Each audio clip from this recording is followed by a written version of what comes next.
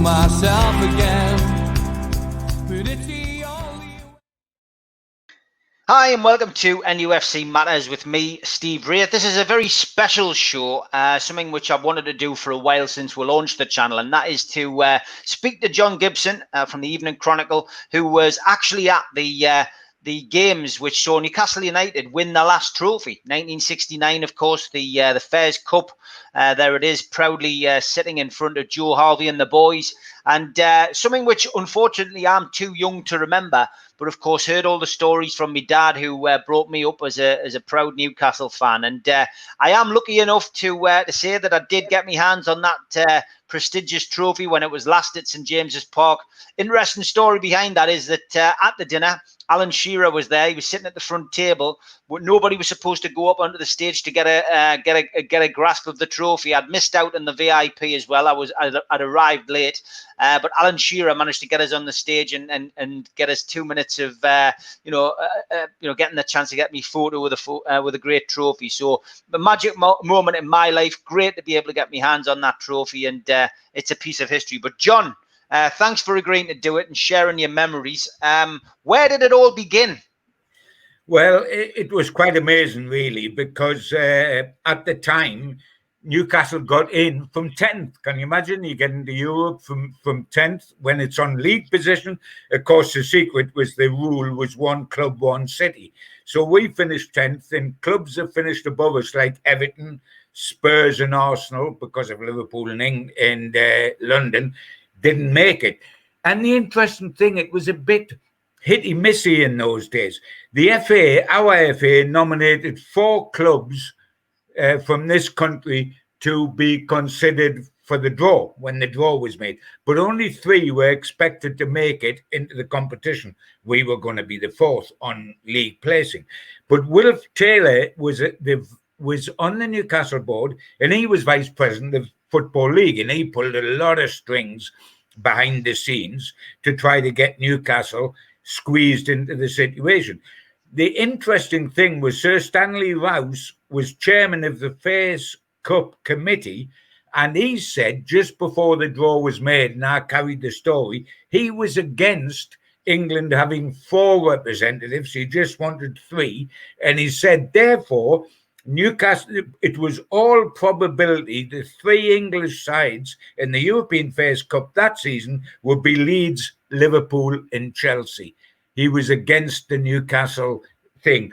Ironic, isn't it? When we won it, who presented the cup to us? Sir Stanley Rouse, the guy that hadn't wanted us to enter. So up yours, bonny lad. That was terrific. That was a great ending to it all. But the amazing thing was Newcastle felt they weren't going to get into the competition, Stephen. Therefore, they didn't send a representative to Copenhagen for the draw when the draw was made. And in those days, it was very different to today with all the technology we have today. In those days, Newcastle hadn't gone. So I'm getting the draw off the teleprinter in the office, and on one line on the phone I've got Wilf Taylor, who had been pushing for Newcastle to get in, one of the directors, and on the other line I've got Joe Harvey, both phoning me to hear what the draw was. They weren't going to get the draw within St James's Park. Incredibly, and this could only happen with Newcastle United, halfway through the draw the teleprinter went down. It stopped bringing the draw through, and we had half the draw through, but not Newcastle, involving Newcastle at all. So Joe was absolutely, the old fags, he smoked 20 a day, was 40 a day that day. The fags were going no end and then suddenly the printer started up again, and you know what? Within 2 lines of the printer starting up, it said Group 13, Newcastle United v Feyenoord. And that was the first time we knew that Newcastle United were definitely in the draw. I rushed off to phone Joe and say to Joe, hey, we're in, pal. Can you imagine a hack telling the Newcastle United manager that we're in Europe? Like? And that's the first we knew that we were definitely in. And I mean, the whole place lifted off. The town, it was a new adventure. The club had never been anywhere near Europe, but we loved as you know, Steve, the history of the club, we loved knockout competitions, didn't we? We were an FA Cup side. All our life, we're an FA Cup side. So all of a sudden, we've got a knockout competition involving Europe.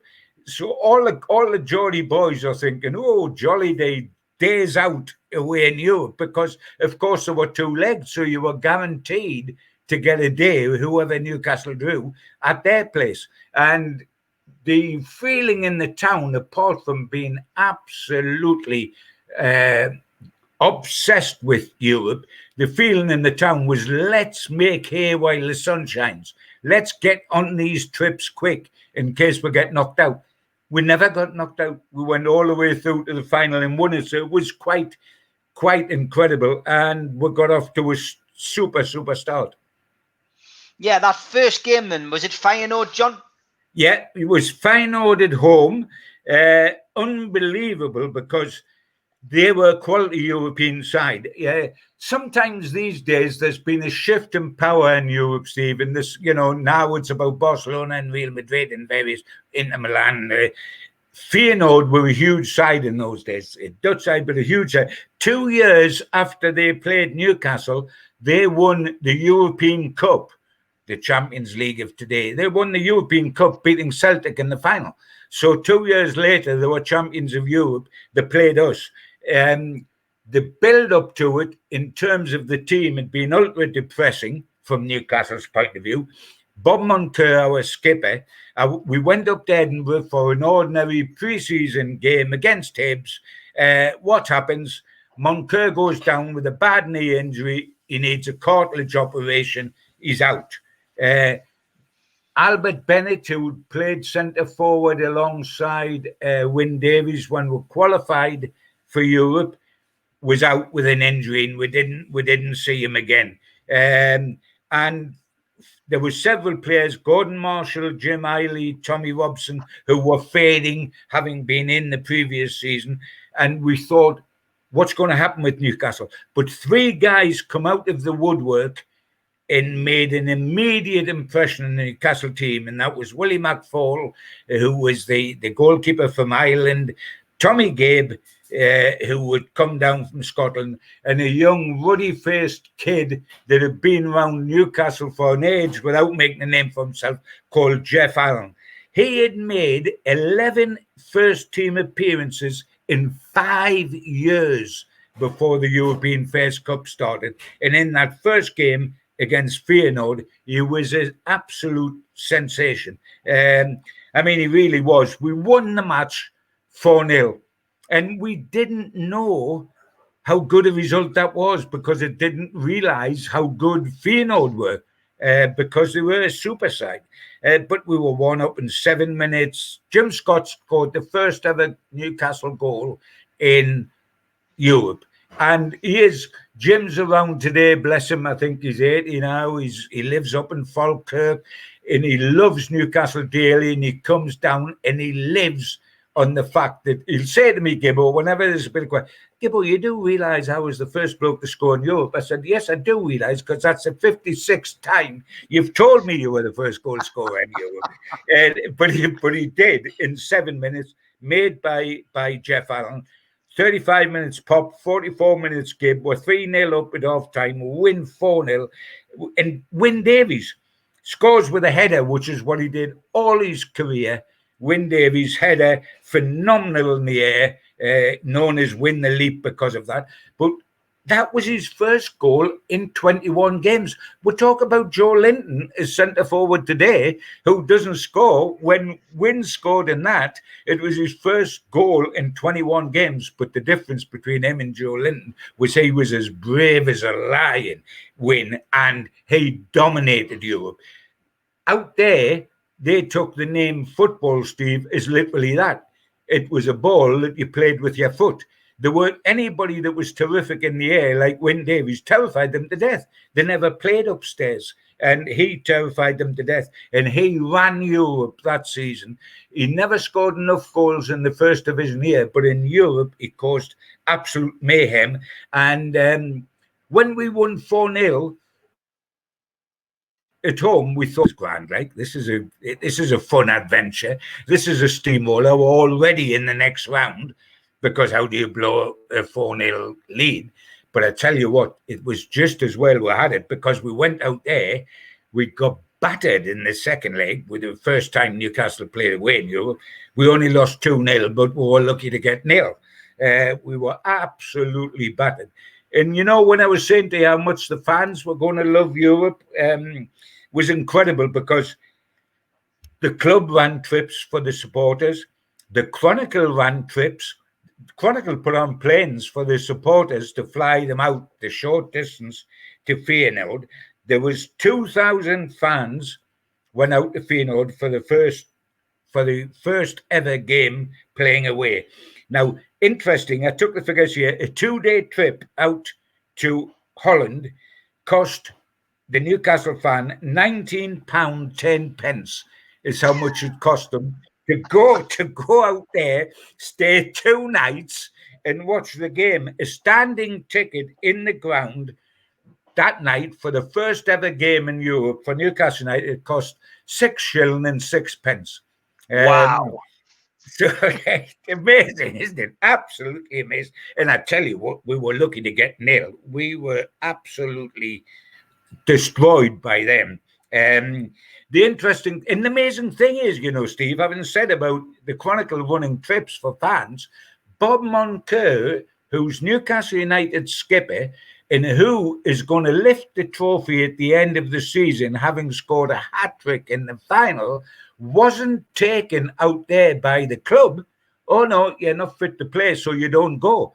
He went on the supporters' plane with the supporters to watch Newcastle play their first ever game in Europe in Feyenoord. He went out as a punter.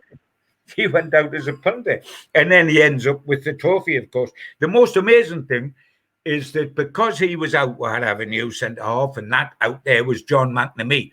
You may have, you've heard of John McNamee, of course you have, but I mean, he made Desperate Dan look like a pussycat. He was absolutely frightening as a centre-half. He'd actually had to leave Scotland, where he was a Scot that played in the Scottish League. He had to get out of Scotland because the referees wouldn't stand for him anymore, and he would have got a signed die if he'd continued to play in Scotland.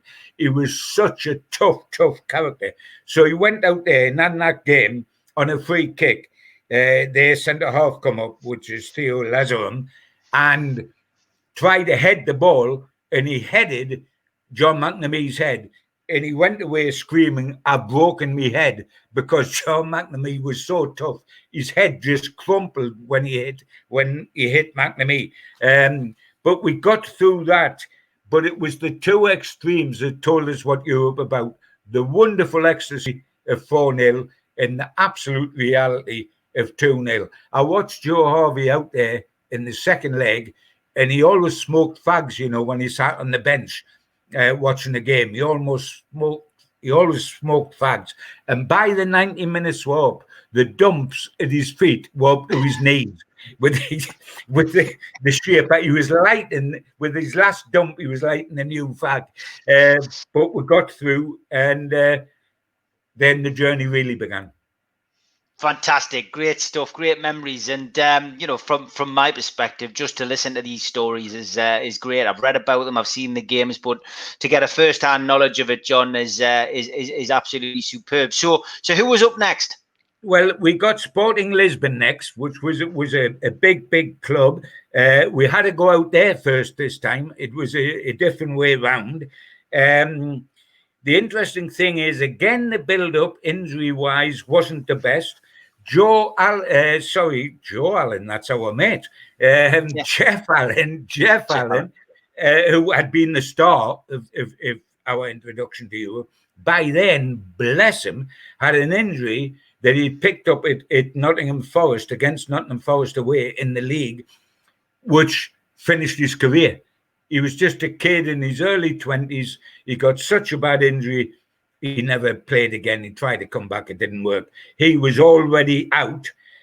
48 hours before we flew out to Sporting Lisbon, Moncur who had just come back on the side after his cartilage operation, broke his nose at Liverpool. Fortunately, Fenton Braithwaite, who was a surgeon, was with the team, and he knocked his nose back in, actually at the ground, which is quite incredible. And in that time, we had a couple of local kids called Dyson and Foggin, who were both teenagers, local-born boys, and they came through. They were very, very significant in the development of Newcastle United. They'd come through and scored in successive games before we went out to Lisbon. And again, we're facing a club that had beaten Manchester United 5-0 in Lisbon on the way to winning the European Cup Winners' Cup in '64, and this was '68, so they were playing a good side. The interesting thing was that it was lashing down with rain. The match could have been called off. It was lashing down with rain. There was lightning lighting up the sky. It was absolutely horrendous. And the interesting thing, and I doubt if this has happened any other time in top-class football, Steve, but at half-time, the Sporting Lisbon side had played the first half in their green and white hoops. You know, they had hoops like Glasgow Celtic had hoops. And they were so wet that they changed the strip at half-time and came out with green and white halves in the second half. Their strip was a totally different strip. Now, would that be allowed today? You know, you're playing black and white strip in the first half and you're playing your away gear in the second half. But they came out. We had been leading through Scotty again, our man who loved Europe, who had scored from a Frank Clark free kick. And it was going to be a sensational away victory. But with 10 seconds to go, a 30-yard shot was, I mean, how unlucky is this? A 30-yard shot was tipped by Willie McFall at full stretch onto the crossbar, come down, hit him on his back, and went in the goal. So it was 1-1. And the return at St. James's Park was just as tight, but we won it 1-0 to go through, with Pop Robson scoring after 10 minutes. A volley. He was a wonderful goal scorer, was Pop, you know. It was a little and large show. Davies was the big guy. Pop was the small guy at his side. Davies was the battering ram that made things happen, that destroyed centre-halves, and Pop picked up the pieces. And for me, Pop Robson was the best player who never got an England cap. He was as good as that with Newcastle, with West Ham, and unfortunately with Sunderland. But he was the greatest guy that never got an England cap.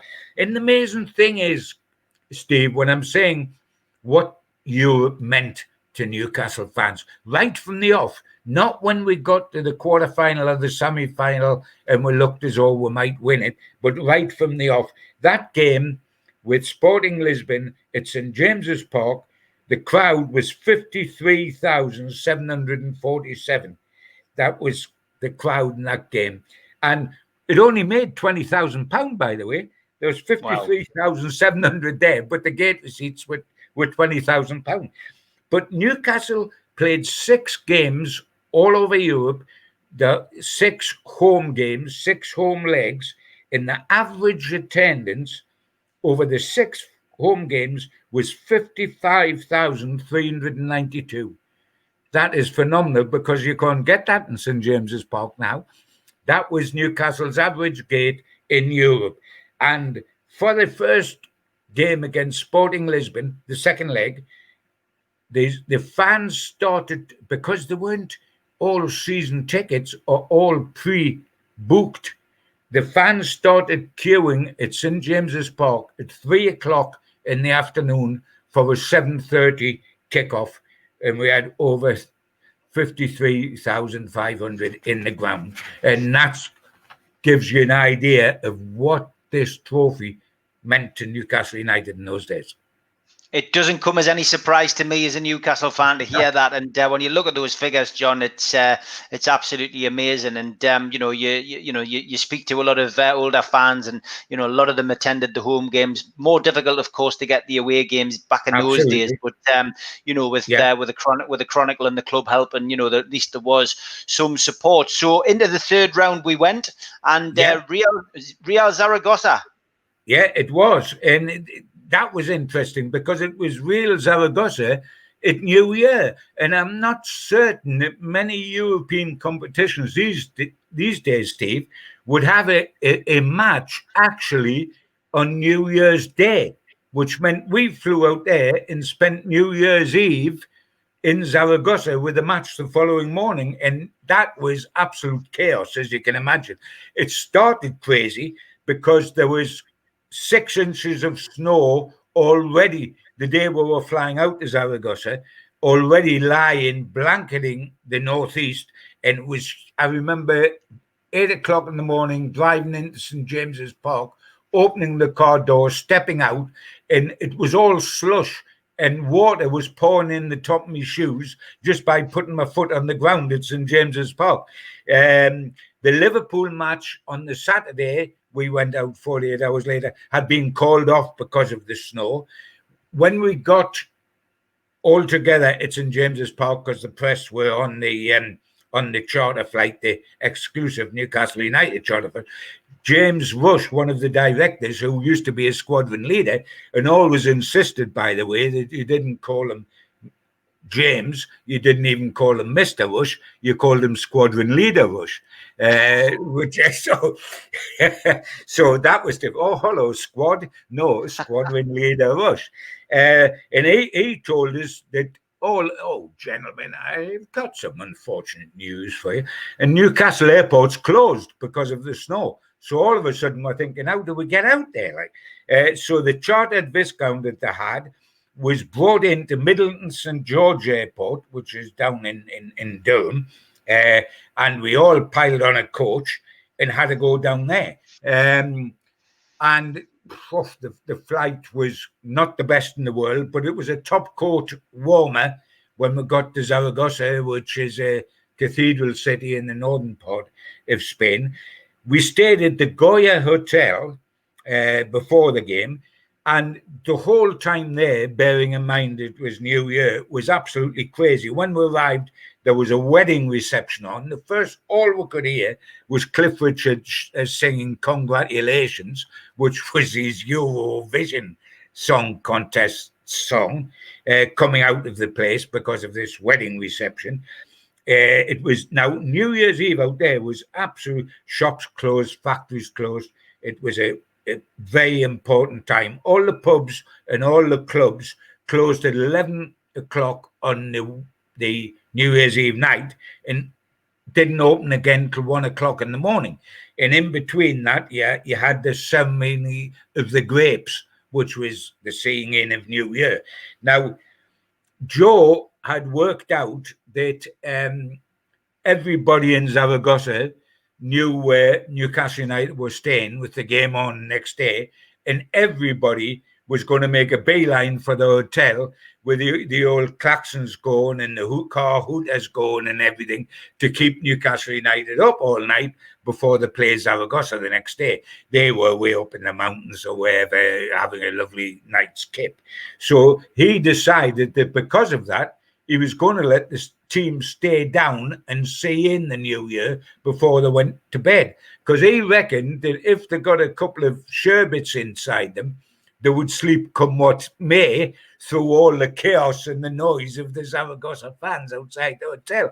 So there we are at midnight before a European game, having a little sherbet and seeing the New Year with all the players.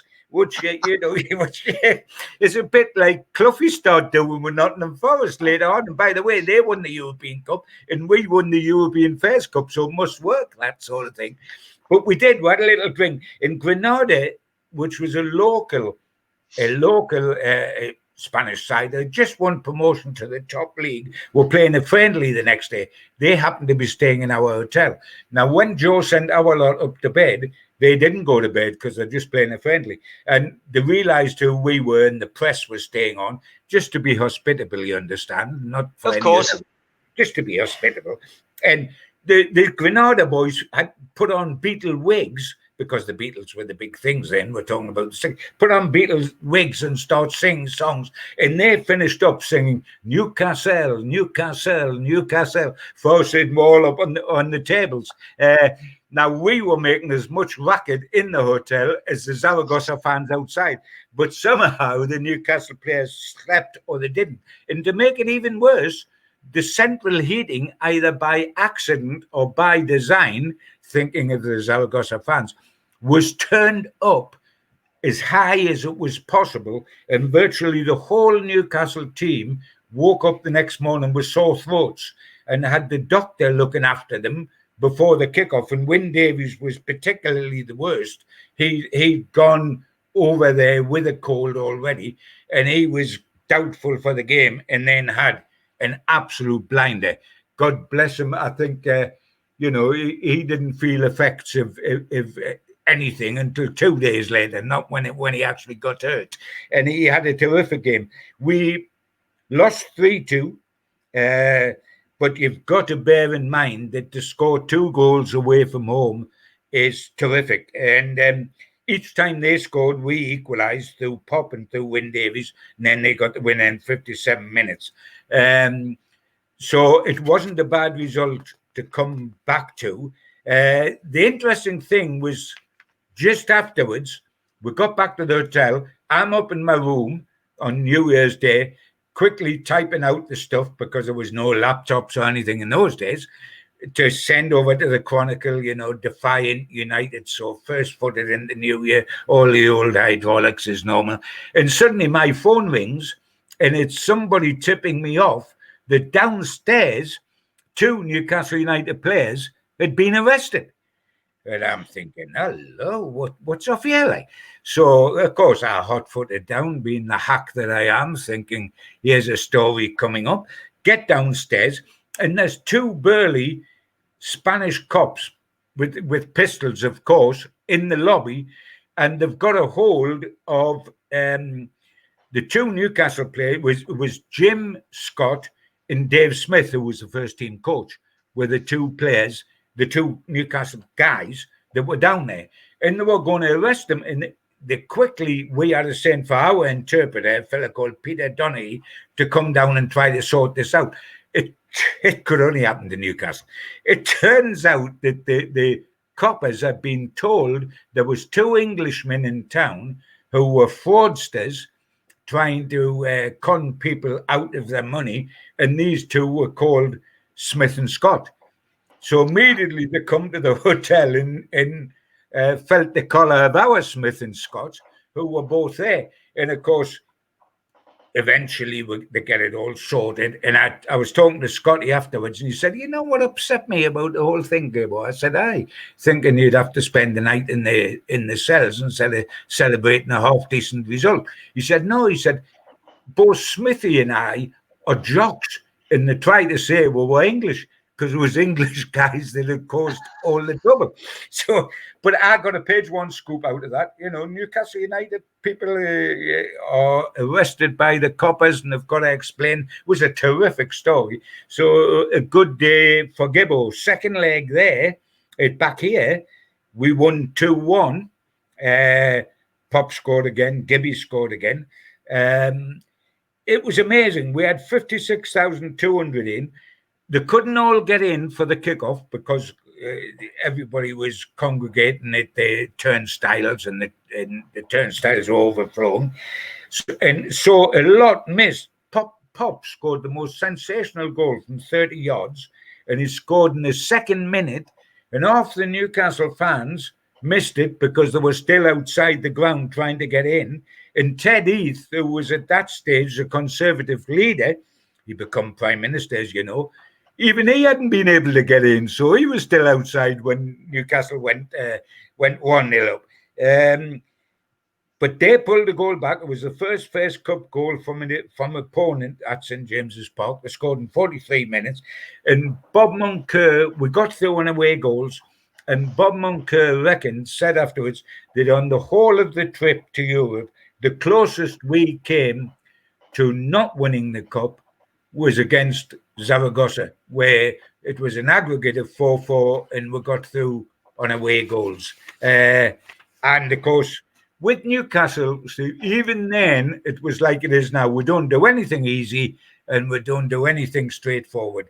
Next up, Vittoria Setúbal and the weather again. By the way, that Setúbal was a club where Jose Mourinho's dad used to keep goal. Oh, wow. Aye, that was his club. It's a little fishing village out there, but this was in the quarterfinals. But they were a superb side. I mean, they'd beaten Linfield. Well, that's fair enough, the Irish League side, but they'd locked out Lyon of France. They'd knocked out the Italian League leaders, Fiorentina, and they'd scored 17 goals in the 3 rounds before they played us. So what happens? They're over here first. We beat them 5-1. Amazing.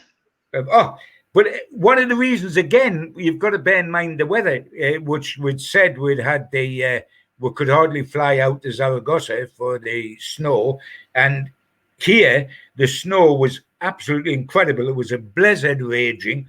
I remember going down to see the Setúbal players because I'd been over there to do some features before the tie took place. And I remember going down to see the players that were staying at the hotel in Grey Street. And I walked down there and they were amazed. Half of them, the African boys certainly, had never seen snow in their life.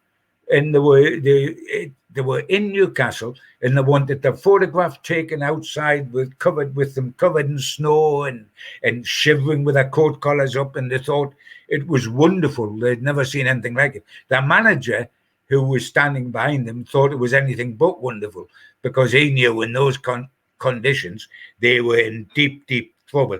And there was a raging blizzard throughout the game. We still had 57,662 on the terraces. By the end of the game, you couldn't see the crowd because they were just covered in white fluffy stuff. And we won 5-1. Their best player, Jacinto Gio, came out with socks on his hands. He was that frozen. They didn't have gloves because there was no need for gloves where they come from. He put his socks on his hands and he played the hour and a half with socks on his hands. And we absolutely battered them to death. And one of the amazing things I remember, because, it was such a relaxed time then compared with these days. Can you imagine referees having much to do with hacks these days and talking to them? During the game, Wyn Davies scored. He looked well offside. He probably was well offside. No VAR in those days. He was onside. But the Swedish referee, Kurt Lindberg, after he was manhandled to the touchline by the Setúbal players, wanting them to talk to the linesman to try to get it called off as offside. It wasn't. And afterwards, I went and saw him, and he showed me his shirt that he wore in the game. The collar was completely ripped by the Setúbal players who had grabbed him by the neck, and he had scratch marks down his neck from the Setúbal players who were manhandling him over to the touchline. Two things there. These days, the players that did that would have got red carded, wouldn't it? And the Setúbal players didn't. And secondly, would a referee show you his shirt and his neck and that to a hack these days and say, look what happened to me? Yeah, it wouldn't happen.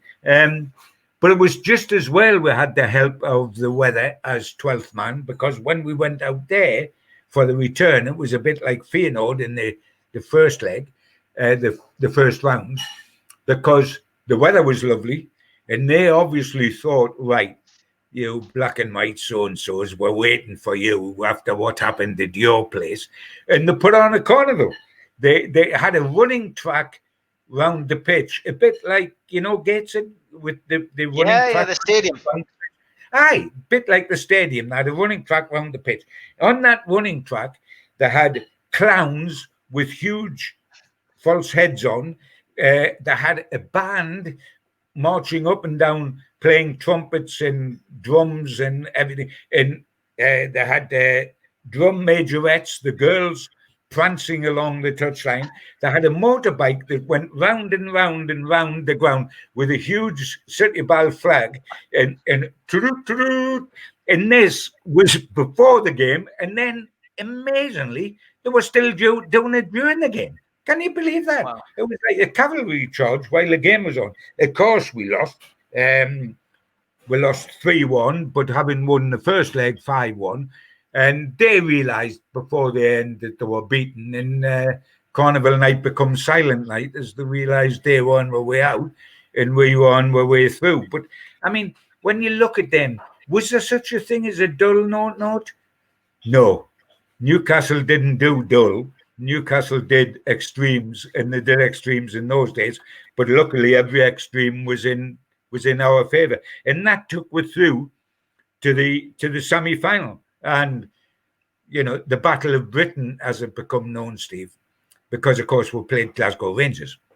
Yeah. And I mean they were at that time chop team. They're on their way back now to what they used to be, and now they've got Steven Gerrard and they've worked their way through the leagues. But they were then great European side, won the title season after season after season, and the first game was up there, and we knew that was going to dictate everything. If we survive that game, we've got a real chance, but there's a danger that we could be blown away in that game. And again, things with Newcastle never go smoothly, and it didn't before that game, because the players went for a walk the day before the game, went for just a walk around the hotel outside to get a stretch your legs, etc., etc. And we had a guy who really only played off the bench for us called Dave Elliot. And he went for a walk with Ollie Burton and a couple of other players. And Dave, we hadn't known before this season, Dave suffered from epileptic fits, but we didn't know that at the time. And we'd played at West Ham earlier on, and he went for a walk that day with Ollie Burton, who was his roommate, and Ollie was our centre half in the first cup team. And I remember sitting in the Great Northern Hotel, the West Ham game, and the phone call coming through. I was having coffee with Joe, and it was on the morning of the match, the Saturday morning. Joe come back ashen-faced and said, Dave Elliott's collapsed in town and has been rushed to hospital. And off he went with the directors, and off I went to the phone, and another page one story, United Star collapses on the street. And that afternoon, we played Spurs and we lost 5. We got slaughtered. And Ollie Burton had a nightmare against Spurs because he'd been with his big mate, Dave Elliott, when Dave collapsed in Oxford Street and was frothing at the mouth and was in a bad way. When it happened again, a little while later, before the Glasgow Rangers game, Joe immediately said to Ollie, I'm not going to play. You get upset the last time. It's too much.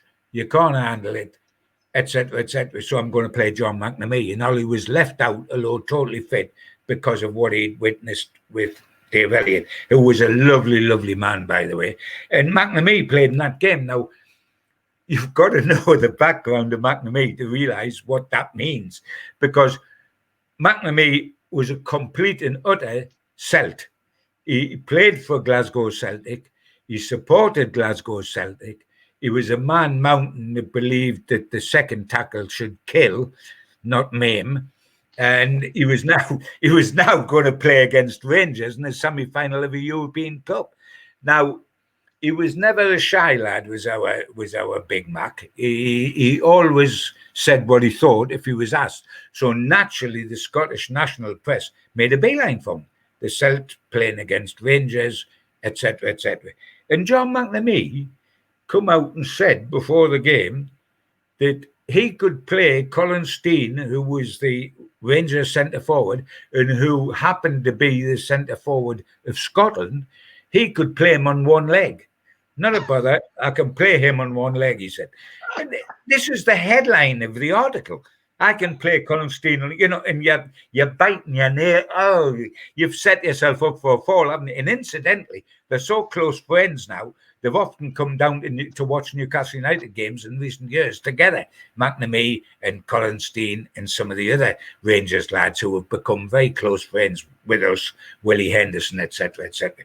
But that's what he said about Colin Steen on the day before the game. And that game at Ibrox, the crowd was 75,580, which was a European record, 75,580. Can you imagine that with McNamee having, I mean, McNamee got booed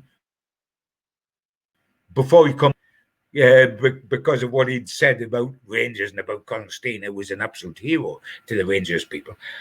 There was 12,000 Geordies, by the way, in that 75,000 crowd. 12,000 Geordies in that watching the semi-final, and we got a 0-0, which was an absolutely magnificent result, and we got it through Willie McFall saving the penalty, which was a interesting story in itself, because it happened just after the half-hour mark in the first half. And by the way, had they scored from the penalty, it could have opened the floodgates, couldn't it? And the score might have been anything. And the referee that gave Rangers a penalty was a guy called Jack Adair, who was a Belfast shipyard worker. They weren't full-time in those days, the refs. He was a Belfast shipyard worker, the guy that gave the penalty. And of course, Willie had lived all his life in Belfast, having played for Lingfield and all that. So, I mean, there was a Belfast lad doing a Belfast lad a real good service, wasn't it? Giving the penalty, and it was Willie who clattered into the bloke that was breaking through and brought him down, and the ref pointed the penalty. Rangers said it was a penalty. Willie said he'd just gone for a walk and accidentally bumped into the guy, and that it wasn't a penalty, but a penalty it was. Now, to complicate the match, the whole thing even further, Dave Smith, who was our coach on the bench, suddenly leaps off the bench before the penalty can be taken and indicates to John Craggs, our fullback, to get a message on to Willie McFall. And the message was that John Gregg would take the penalty, and he puts him to the right of the goalkeeper. So dive right. And the background to that, because I asked afterwards, how did you know that? Lord Westwood, who was a Scot, by the way, our chairman, had seen a picture of John Gregg taking a penalty, and it went to the keeper's right. So he had told Dave Smith, who sends a message on, John Gregg takes a penalty, it goes right. So dive right. What happens?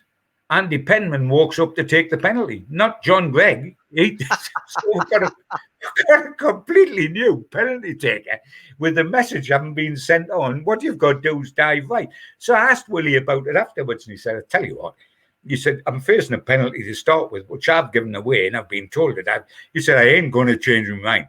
I don't care who takes it. I don't care. I'm just going to dive right. And he dived right, full length, and pushed it onto the post and round the post. So we get a draw, expecting the penalty to be taken by somebody else, which set us up completely for the match down here, which was a riot in more ways than one. Because the amazing thing is with Rangers and with the Scottish press, because I was in the press, the Scottish press were wonderful with us, the Geordie press, up at Ibrox, because they obviously expected to win. They were in Europe regularly. They won the title 34 times, the Scottish title. We were in the first European competition. They thought they're going to dolly this. So they were wonderful to the Geordies, who they saw as jocks with their brains knocked out, of course. So they were great to us. Oh, you all right, Geordie? Call me and have a wee dram in the press box and a slip. You're giving you the old whiskey and all that. We'll come down here. Hello, big man. All right, Geordie, here's another dram down here. And then all of a sudden, we get into the second half and we scored twice. It all changed in the press box. Never mind the riot in the ground. In the press box, we were suddenly Geordie swines, etc., because we're going to knock Rangers out.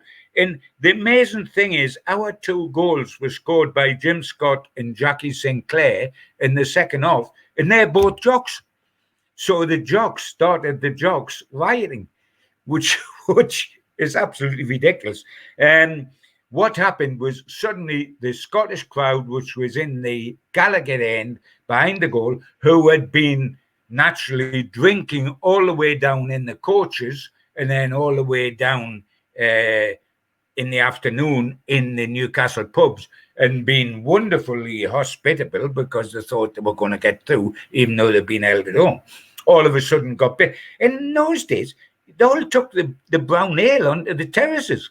I mean, nowadays you can't have a drink that can be seen in the ground. Remember Mike Ashley down in London? If you're seen with a pint, it's one of them. They had all the bottles in the gas, supping out the bottles while they're watching the game. Now, the minute our second goal went in, so they were beaten, the bottles came over the top. Like, I thought, it's snowing. And I realised they were all bottles. Now, the amazing thing was the bottles come over the top of Willie McFall, who was standing on his goal line. We were attacking the other end, and Willie suddenly started sprinting. He thought, I'm going to get brained here. And he started sprinting towards the halfway line. And Clarkey, who was playing left back, said to me, Gibbo, I wonder what happened. I've heard of overlapping fullbacks, but overlapping goalkeepers. He said, suddenly Willie McFall sprinting past me down the pitch, and Willie just shouts over his shoulder, run, Clarkey, run, because the hail of bottles at the next second onto the pitch. The referee, who was a fella called John Garrow, who was from Swansea, took the players off down the tunnel. In the main, they stood in the tunnel. A few went back to the dressing room. They were actually off the pitch for 17 minutes. Newcastle fans were brilliant, because if they had gone on, there was far too many in for the police to be able to control them. The police were on the pitch with Alsatian dogs on the lead, where they're standing on their back legs, the dogs straining to try to get control of the Scottish crowd. The Newcastle crowds, I think they realised that if they come on, the match would be abandoned. Might that get the game having to be replayed, which a lot of the Rangers fans were thinking would happen if the game got abandoned, because they were on the pitch.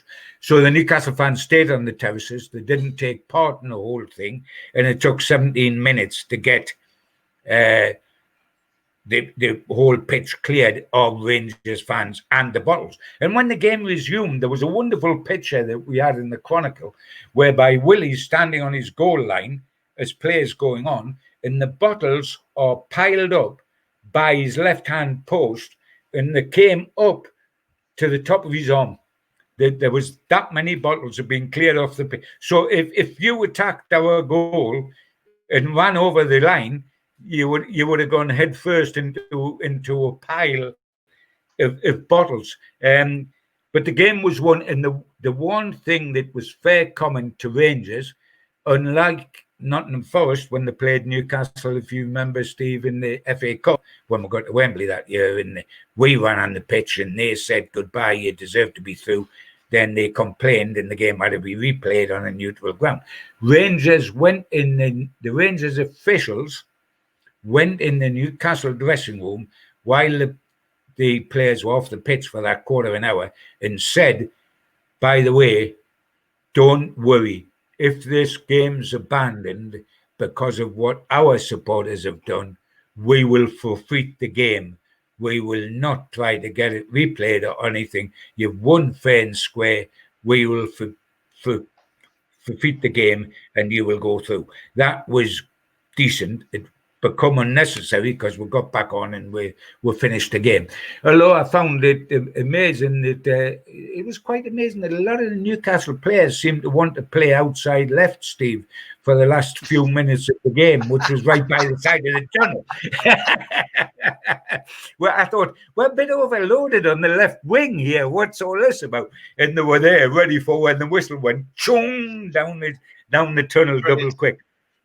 But that took us to a final. And I mean, now we're all believing, aren't we? When you beat Rangers over two legs, I mean, we're all believing. But everybody tried to burst our bubble. I mean, everybody that was anybody in football said we had no chance in the final.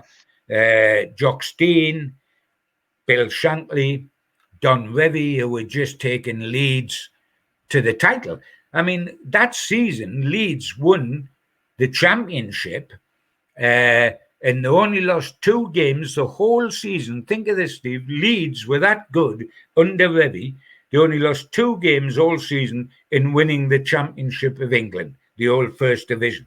Yet they had been knocked out of the Fairs Cup by Ujpes Doza, home and away. Uzbek beat them in Hungary and at Ellen Road. And all the manager said, this is the best team in Europe, bar none. They just happened to be in the Fairs Cup this season instead of the Champions League. But they're currently the best side in Europe. And of course, Hungarians were the great country of those times that come to only a few years before to Wembley, were the first team to beat England at Wembley. They beat them 6-3, Puskas, all the great players in their side. They were fabulous. They were destroyed by the uprising, etc., etc. But they were a wonderful footballing country. They're nothing like they are now. And they were expected to beat us, and everybody told us that we would be beaten by them, and Leeds had been blown away by them. So what happens? We win 6-2 on aggregate over the two games. Is that Newcastle United or is that Newcastle United? Brilliant, absolutely brilliant. I mean, the games, both very different, of course, in the final, John, and probably followed on from the way you've described it. Pretty much the way we played the competition, the home game, obviously, which was the 29th of May, 1969. Was a comprehensive win, wasn't it? Yeah, we won 3-0. I mean, the whole two games were amazing because, first and foremost, Bob Moncur scores a hat-trick. Over the two legs, he scores a hat-trick. Now, he played sweeper, which really doesn't exist these days. You know, you have two centre-halves or three central defenders, whichever way you want to play. But he played behind the centre-half. So, consequently, he virtually got a nosebleed if he went over the halfway line. And yet he ends up in the final scoring two at St. James's Park and one over in Budapest. And, it was amazing. And I always said we won the cup really, Steve, by only playing 45 minutes really in each of the games. Because here it was 0-0 at half time. We played okay, but so they were a good side, and it showed they were a good side. It was 0-0 at half time, 3-0 at final. The second leg were 2-0 down at half time, and we scored 3 in the second half. So we only played 2 second half, really, and won the trophy. But at home, it was a fabulous. The wonderful thing is, the scenes in those days, because opposite the main stand was called the popular end, and older people watching this will remember it ever so well. But it wasn't built up at all. It was quite shallow, and you could see the houses behind. And the people in the houses behind made a few quid by renting their rooms out to punters who went up there before the game and all the European games, went up into the room and climbed up out of the room windows onto the roof of the houses and stood with their arms against the chimney pots watching Newcastle play because they couldn't get tickets to be inside the ground. It was wonderful pictures of that time. And Bob, in the second half, to get two, I always remember one he hit from a long distance, cracked it, and it went in the corner. And as he was running back the halfway line, Clarkie said to me, mate, you do realise that bounced 4 times before it went past the keeper. It just bubbled into the far corner of the net. And they all count. And it was all part of a hat-trick. We went out there a fortnight later. We actually won the cup, as you'll know from your record, Steve, on June 11th, the middle of the summer. We're playing in Budapest, and it's still the previous season, and there wasn't a pandemic to make the season go crazy then. It was just we took that long to play all the games, and we went out there, and it was unbelievable, really, because in the first half we saw how good Uzbek were. We only stayed in the game because of the performance of Willie McFall. 3 games with Willie always stood out in my memory as when he was a saviour for Newcastle. One was the semi-final of 74 of the FA Cup against Burnley when he played them on his own, and then Supermac went and scored 2 wonderful goals and we got through 2-0. The second one was against Rangers when he saved the penalty with 76,000 in, and the third one was here. He let 2 goals in, we're 2-0 down at half time, but without him it would have been 6. They were absolutely stupendous, moving the ball around one touch quickly. We never got over the halfway line. And I spent a lot of time on the trip with Len Shackleton, you know, the Clown Prince of soccer, who, when he made his debut for Newcastle, he scored 6 goals on his debut. Can you believe that? They beat Newport 30-0, which is still our record victory. And that was in the league, by the way. It wasn't in a cup. They were in the same league as us. And by the way, when we went to Newport, we lost 4. So, but he scored 6 on his debut and then went and become a superstar down at Sunderland. And it took me a little while to forgive him for that. But he was one of the great personalities of the time. And I roomed with him on these trips. And he was sitting next to me in the press box at Budapest, and the crowd were going crazy, and they're 2-0 up. And he looked at me, he said, "Gibbo, do you think we should start chanting?" And I said, "What?" No, he said, "Ush pest, ush pest, ush pest." not to be associated with, because the crowd were going absolutely. He said at half time, he said, "Gibbo, I can't believe it. We thought we were already had our hands on the trophy after winning 3-0 at home. And here we're going to lose it." Now that, Steve, would be the cruelest way possible to lose a final, is if you're 3-0 up. If you're 1-0 up, or it's a draw, or it's nip and tuck, you can stand it. But if you're going to blow a 3-0 lead and lose the trophy, and by the way, at half time, it looked like that. And what we got was the famous speech of Joe, which was, "They're all a bunch of foreigners and they'll pack in the minute you score, they'll burst like a balloon," etc., etc. And this, by the way, this famous speech was on his birthday. It was his birthday that day. And he always had a way with words, you know, Joe. That's what I loved about him. I remember when we first won promotion to go back into the old First Division, the first side he built, before he built the first Cup side, and then the 74 side. When Newcastle were at home for the first time back in the First Division, just before the buzzer went in the dressing room for the team to go out at St James's Park for the first ever match back in the top flight, and Joe said, Bob was just about to take them out with the ball, and Joe said, "Hey, give me a minute, Skip." And I said, "All right." And they thought, "Oh, here's a tactical piece of genius that's going to come out before." And Joe said, "By the way, lads, whatever happens, don't let them panic you into playing football." And that was Joe. And he'd come out with his Churchillian speech at half time. "Here, what's the matter with you? You're leading 3-2. You've only got to score once and their bubble will burst. Well, just go out and score." Slammed the door and went out, puffing on his fag. And Bob said to the lad, but how we're going to score? We've never been over the halfway line. How we're going to score? And who does score? Bob Moncur, in about 50 minutes, 55, 56 minutes. We get a corner, headed out, put back in, and it comes to Bob, and he volleys it in. An absolutely wonderful, wonderful goal. And they did burst, and we went on, and Benny Arentoff scored the equaliser on the night. And then Alan Fogner went on as sub, mop-head, looked like one of the Beatles, scored a wonderful, wonderful solo goal running from the halfway line, struck a shot that hit the bar and knocked in the rebound. And I remember Alan Hardacre, who was a Football League top man, said if that had been scored, he said to me, if that had been scored by George Best, we'd never stop talking about it. But it was scored by Alan Foggen, who was a wonderful, wonderful bloke and has become a very, very good friend. And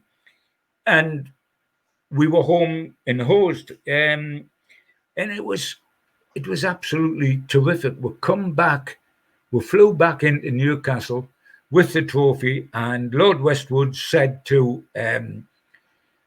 Bob Moncur, as we're coming into into the airport. He said, Bob, I want you to go out first with a cup. And Bob said, oh, Chairman, I don't want it. It'll be embarrassing. We'll just go. Let us just all go out, get in the coach and see what happens. He said, you walk out first with the trophy. The door opened. Bob walked out self-consciously with the trophy, and the whole place erupted. Everybody was standing on the roof of the Newcastle airport, all the fans, all the way down from the airport to St. James's Park. There wasn't a space on the route with all the fans there. They had a table, they had a small table in the aisle on the coach, and they got the sunroof open on the coach. And most of the players stood up on the table so they could stick their heads out of the roof of the coach and show the cup off to the fans. Bob gets up in there with the cup, starts waving it at the fans, and at the time he's just going under the pylon with the old wires across the road, and the cup hits the wires, sparks fly all over the place, and the cup scarred for life. No way. Because Bob could have been set alight. The goal scoring hero and skipper could have been set alight. And there was a big jagged scar down the cup, which I had to try to repair before it went back, which was taken on the way down to St. James's Park, which was absolutely even. The wonderful thing, I've been writing a book, Steve, Newcastle United FC story, and they said, I was nearly finished by the season started. The fella said, keep a chapter for Newcastle United in Europe, because, we should do something. And then, of course, we went on, and one chapter became 8 chapters right at the start of the book. Consequently, the book come out within 2 or 3 months, if a couple of months, of Newcastle winning the trophy. And we had a signing day down at town at what was become Waterstones. And it was incredible. The signing was on a Saturday lunchtime before Newcastle home game. Every single Newcastle United player was at the signing. There was a long, long table that we all sat on. I sat in the middle. The players sat on both sides. And they were playing 3 hours later. Every single player was at that book signing. And right at the end stood the European Face Cup. And the queue was 3 times round Gray's Monument waiting to go in to meet the players. We then all walked up to St. James's Park and played a first division match that afternoon. Happy, innocent, wonderful days. I mean, during that summer, Bob Monk, who was a very good friend of mine, came down to my house. I was living in Whitley Bay, to have a few sherbets on the lawn and reminisce about the European Face Cup. And he said, oh, wait a minute, Gibbo, I've forgotten something. Went back out to his car. On the back seat, he's got the European Face Cup itself lying on the back seat of the car, brought it in, stuck it on the lawn while we are sitting in a couple of deck chairs having a few sherbets. And my little daughter, Sally, my first girl, was playing and putting mud in the Face Cup, digging in the garden. And there was that sort of camaraderie. And you watch that and you think, I had watched as a kid Newcastle win the FA Cup 3 times in 5 years when I was a school kid. I'd just taken over Newcastle United for the Chronicle in 1966 and reported on England winning the World Cup. And then 68, 69, I'm reporting on Newcastle winning the Europe. I'm thinking, what a wonderful life this is. We're going to be winning trophies every 2 or 3 years, either with England or with Newcastle United. Neither has won a solitary single trophy since then. And I'm still sitting here with one foot in the grave, waiting for, please, are you going to win something else before it's my turn to fall off the perch? And I've said that I won't retire until we do win something else. So, Steve, I'm inviting you to my 100th birthday party. I'm looking forward to it. John, honestly, it's been absolutely fascinating just to sit and listen to your memories. And I do love this photo. That just captures it all. We've managed to get a few from the library and show them there. But that's a wonderful photo of you managing to hold that trophy. I showed the one, obviously, a little bit earlier of me. But there they are, the heroes of 69, Joe and the boys. And something which you're still very much involved with today, the Fairs Club lads. Looked after a lot of the old legends. Were sadly some of them aren't with us anymore, but it's something that's still close to your heart. You're on you're one of the members of the committee, and it's great, isn't it, that we still remember those legends. Oh, absolutely. I'm president of the Fairs Club. It's wonderful to do that, and there's still heroes here. The old age pensioners, the boys that are with us, we've lost people like Jackie Sinclair and John Hope, the cover goalkeeper, etc., etc. Jim Hiley, who was in the squad to start with. But they are still heroes here. Yes, we can say that they're heroes because we have won nothing since. And that in itself is a disgrace.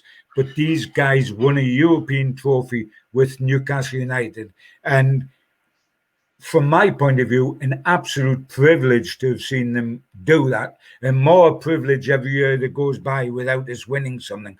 But please God, Steve, this club deserves, the fans of this club, so much to see Newcastle win something. There's a generation of fans growing up now, and to a certain extent, Steve, from what you said, you're one of them, that have not seen Newcastle United win something meaningful, not the championship, because we shouldn't be in the second division, have never seen in their lifetime Newcastle win something meaningful. We need that to change. But in the meantime, there's nothing like being first, and these boys were the first to win a European Cup on our behalf.